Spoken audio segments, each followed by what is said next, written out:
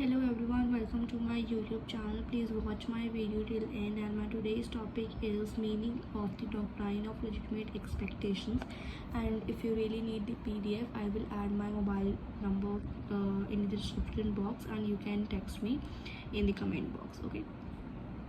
So basically देखिए, ये जो एक फुल पैराग्राफ है ये आप थोड़ा रीड कर सकते हैं, बट जो मैंने ये पेंसिल से मार्क करा हुआ है ये प्रॉपर पॉइंट्स के फॉर्म में मैंने मार्क करा हुआ है।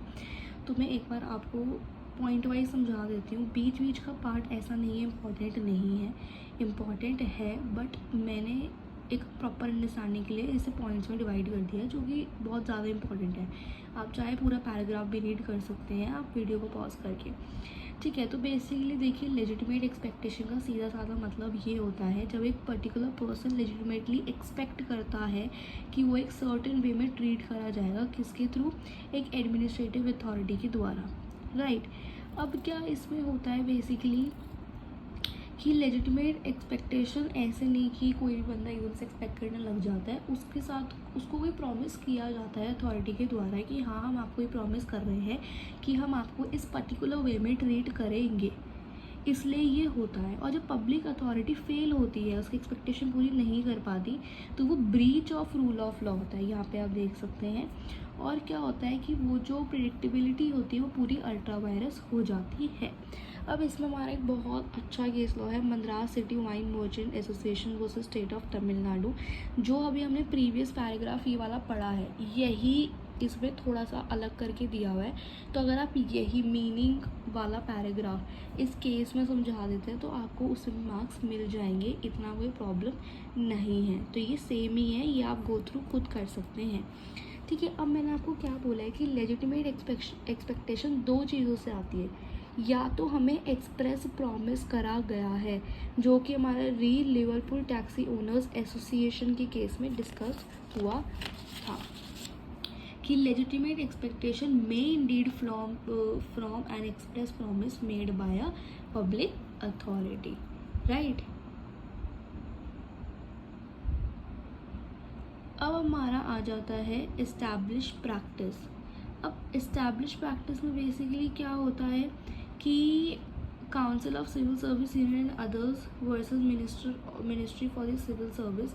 बेसिकली अब इसमें इन लोगों ने क्या बात बोली, इन लोगों ने इसमें भी ये पर्टिकुलर चीज़ इन लोगों ने बोली है कि कोई ना प्रैक्टिस चलती आ रही है। फॉर एग्जांपल एक प्रैक्टिस चलती आ रही है पिछले टाइम से कि जो एक पर्टिकुलर एरिया में उन्होंने कोई ऐसी कंस्ट्रक्शन करी हुई है जो कि पुअर लोगों को बेनिफिट करती है। अब क्या होता है कि पुअर लोग तो आज के टाइम पे अगर वो 2010 से चलती आ रही है तो वो 15 में भी एक्सपेक्ट करेंगे कि वो पर्टिकुलर प्रैक्टिस चलेगी और वो कंस्ट्रक्शन जो हो रही है वो हमें बेनिफिट करेगी।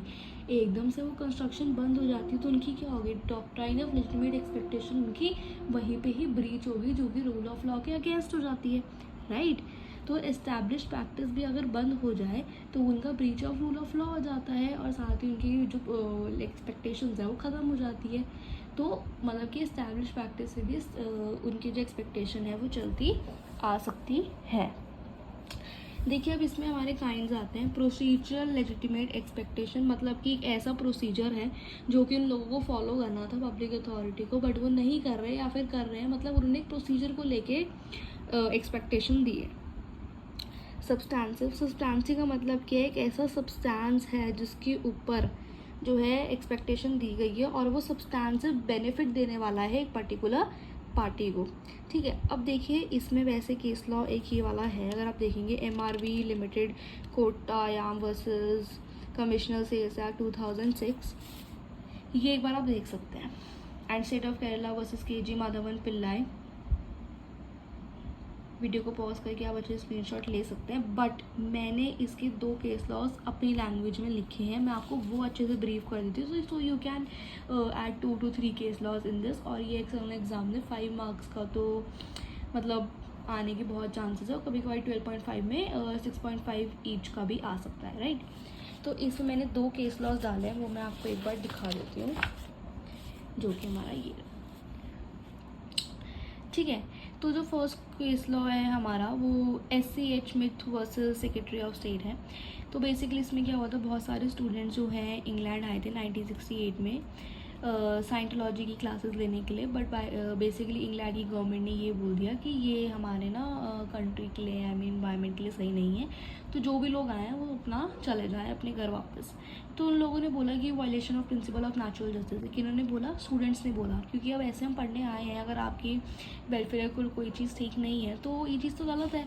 अब प्रिंसिपल ऑफ नेचुरल जस्टिस क्यों बोला उन्होंने? क्योंकि आप देखेंगे कि एक ऑडियो ऑल्टरम पार्टम चीज़ होती है जिसमें कि वो बोलते हैं कि दोनों साइड को सुनना इज़ वेरी इंपॉर्टेंट।